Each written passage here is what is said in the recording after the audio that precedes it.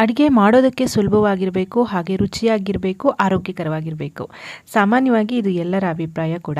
ಮಲೆನಾಡಿನ ಅಡುಗೆಗಳೇ ಹಾಗೆ, ತುಂಬ ರುಚಿಯಾಗಿರುತ್ತೆ, ಮಾಡೋದು ಸಹ ತುಂಬಾ ಸುಲಭ. ಇವತ್ತು ನಾನು ಮಲೆನಾಡಿನ ಒಂದು ಸಾಂಪ್ರದಾಯಿಕ ಅಡುಗೆಯೊಂದಿಗೆ ಬಂದಿದ್ದೀನಿ. ಇದು ಸಿಹಿ ಕುಂಬಳಕಾಯಿನ ಯೂಸ್ ಮಾಡಿರೋಂತಹ ಸಿಹಿ ಕುಂಬಳಕಾಯಿ ಕಾಯಿ ಸಾಸಿವೆ ಗೊಜ್ಜು. ಹಾಯ್ ಫ್ರೆಂಡ್ಸ್, ಎಲ್ಲರಿಗೂ ನಮಸ್ಕಾರ. ವೆಲ್ಕಮ್ ಟು ಸಂತೃಪ್ತಿ ಕಿಚನ್.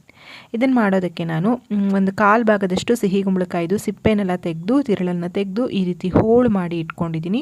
ಇಲ್ಲಿ 4 ಜನರಿಗಾಗುವಷ್ಟು ರೆಸಿಪಿಯನ್ನು ನಾನು ಮಾಡ್ತಾಯಿದ್ದೀನಿ.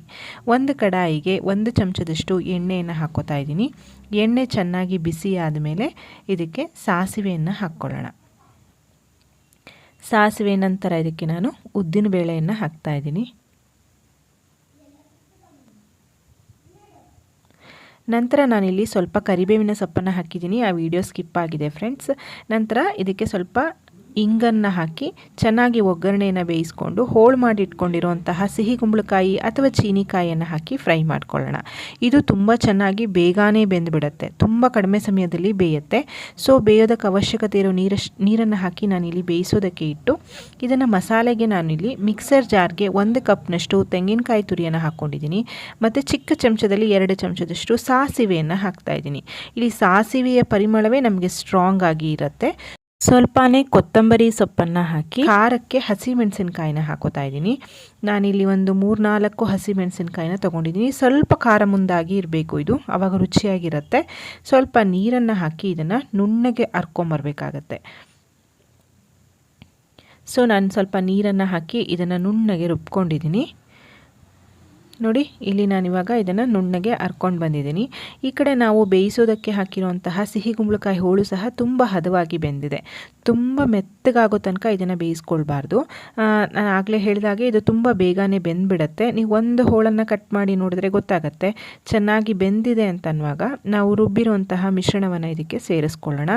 ತುಂಬ ಕಡಿಮೆ ಸಾಮಗ್ರಿಗಳಿಂದ ಮಾಡುವಂತಹ ಅಡಿಗೆ, ಮಲೆನಾಡಿನ ಅಡಿಗೆಗಳೇ ಹಾಗೆ.